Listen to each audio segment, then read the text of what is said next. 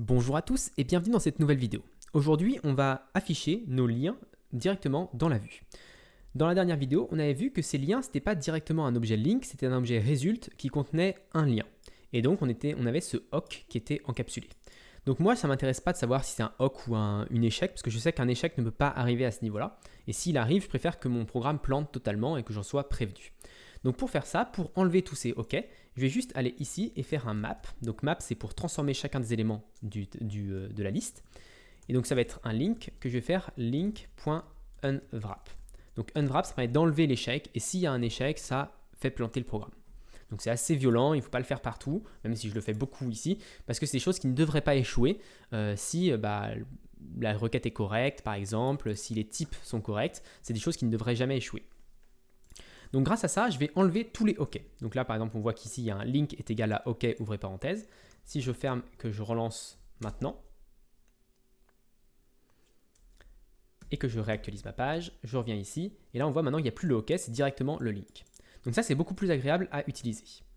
Maintenant, je ne vais pas utiliser ça comme ça, je ne vais pas faire une boucle ici dans mon truc, je vais plutôt le passer à mon template context. Donc dans mon template context, au lieu d'avoir un name et des items qui sont juste une vec de string, je vais avoir une liste de links qui va être un vec de link.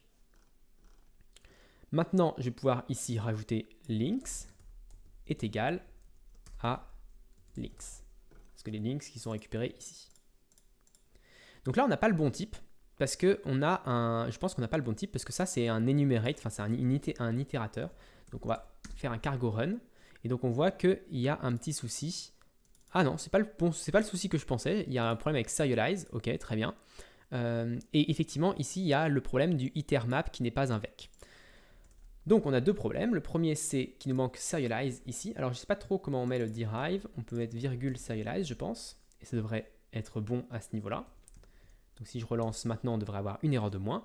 Et maintenant, on a le problème du fait que ici, c'est un itermap alors qu'on veut un vec. Donc pour faire ça, je vais juste faire .collect. Et le .collect permet de transformer un itérateur en un vrai objet. Alors, c'est pas très performant, je pense, mais on s'en fiche des performances pour le moment. Voilà, c'est juste pour expérimenter et c'est la solution la plus simple pour avoir quelque chose de propre. Donc maintenant que ceci est fait, dans notre contexte, on va avoir un souci. Et là, même chose, vous voyez, la compilation est passée. Par contre, si je réactualise, on a une 500. Pourquoi? Parce que si je vais dans mon template, dans mon index, ici, on fait un for item in items. Et là, ça ne peut plus fonctionner parce que items n'est plus bon.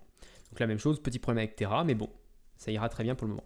Donc je vais changer ça par for link in links. On va enlever le UL parce que maintenant, ça va être quelque chose de plus complexe. Ici, on va supprimer ça. On va mettre un petit div. Et puis peut-être un h2 qui va contenir le link title.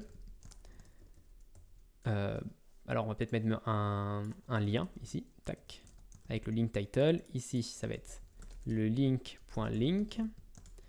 Et juste en dessous, on va mettre un paragraphe avec la description. Link.description.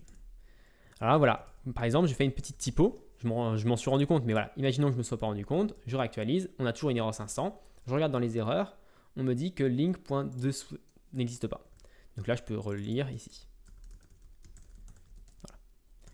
Voilà. Je n'ai pas besoin de recompiler. Normalement, ça devrait fonctionner directement. Donc voilà. Donc là, maintenant, j'ai mes deux liens. J'ai Apprendre Laravel, Thibaudos, et on peut aller sur les deux sites. Très bien.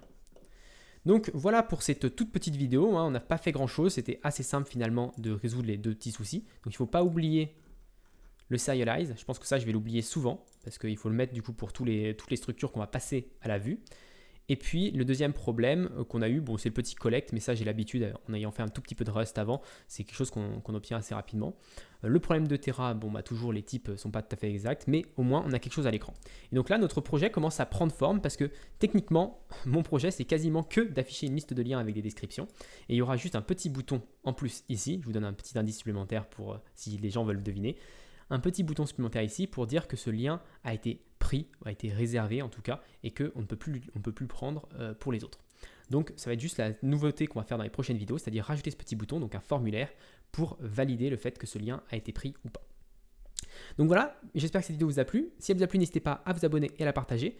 Je vous rappelle, alors même si je ne pense pas l'avoir dit dans les vidéos précédentes, il y a un lien vers le Git qui contient tout le code de cette série dans la description de la vidéo. En attendant, moi je vous donne rendez-vous très prochainement pour la suite de cette série sur Rust et Rocket.